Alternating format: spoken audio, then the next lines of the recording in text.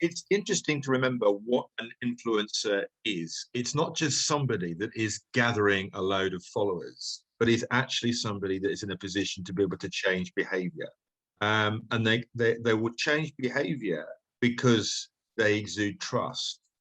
They have knowledge. They are responsive and in touch with their audience. And those are really, really important ingredients. And then actually, one of the things that's fascinated me about influencer marketing is it can deliver an astonishing 11 times more ROI than other forms of advertising, which is phenomenal, isn't it? So one of the reasons why it gets a bit of a bad press, particularly in the mainstream media, is quite frankly, it's taking those marketing dollars away from TV, away from radio, away from billboards, and it's investing it in people. And if the last 12 months haven't shined the spotlight on us engaging with people, then I don't know what will. You know, millennials, Gen Z, trust the opinions of others and content creators more than any other form of advertising, to the tune of just 1% that they trust traditional advertising. 1%. You know, they don't want to be sold to. That's the bottom line.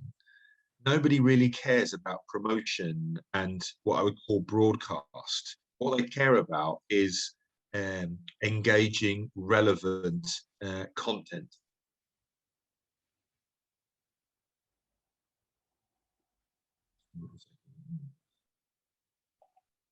The screen it. So I thought I'd just share with you a few influencers. Anybody know who this particular lady is? Dolores needs to be quiet. I'm actually seeing her content now, and it's quite remarkable as I follow her. Yeah. Right. So this is Teza, right? And the reason why I wanted to include Teza is because she's often seen as the influencer's favorite. She is the quality of her content is remarkable.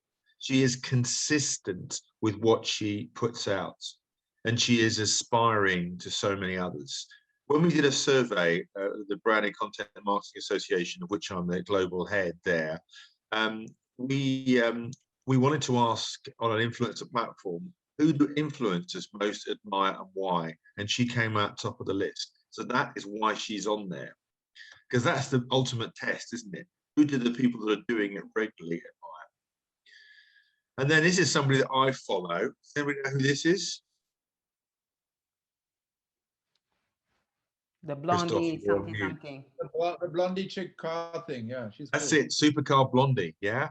And what she's done here very cleverly is she's created a niche for over 6 million subscribers. Who knows this guy? Right, he is the entrepreneur's favorite, Gary V, with a staggering 9 million followers. Yeah, why I like him is he's no bullshit content. He tells it how it is, you know, and he is he's always giving loads of tips and advice. But you know, people can relate to him. And the reason I'm talking about these qualities is because these are the qualities which make great influencers. You know, consistency, niche, relevance, you know, entertaining, all of these things. What actions do you take when you see content? What actions do you see when you see content? And you need to start thinking about noticing them and noticing the attributes, because if you do, guess what? So do your intended audience. They want to gain inspiration. They want to learn about new brands. They want to be entertained. One other thing that I wanted to mention just on the back of that is there a cause that you can connect with that is relevant to your sector? So here's just some of the things that you can do with influencers.